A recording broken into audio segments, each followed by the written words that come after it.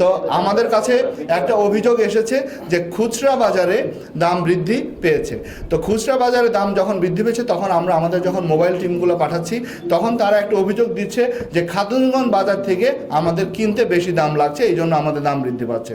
আমরা এটা এনশিওর করতে চাই আপনাদের মাধ্যমে এবং এখানে যারা ব্যবসায়ী সমিতি আছেন যে খাতুনগঞ্জ বাজার থেকে যে জিনিসটাই খুচরা ব্যবসায়ীরা কিনে নেবে সেটার জন্য রিসিট থাকে এবং তার একটি ফোন নাম্বার রেখে দিবেন।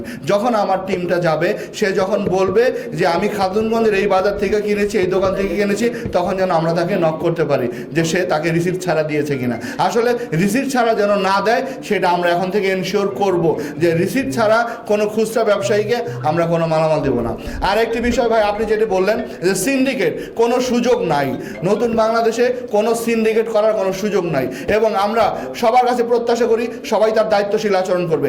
আমরা প্রত্যাশা করি এই ব্যবসায়ী সমিতি, খাতুনগঞ্জ বাজারে যারা ব্যবসায়ী সমিতি তারা অত্যন্ত একটা বলবো যে গর্বিত একটা অংশীদার এই বন্দর বাণিজ্যিক একটা রাজধানীর, তাদেরও দায়িত্ব আছে। তারা তাদের অবস্থান থেকে তারাও মনিটর করবে। যদি কেউ সেখানে কোনো সিন্ডিকেট করার চেষ্টা করে আমরা অবশ্যই তার বিরুদ্ধে কঠোর ব্যবস্থা নেব। দৈনিক আজকের বাংলা .net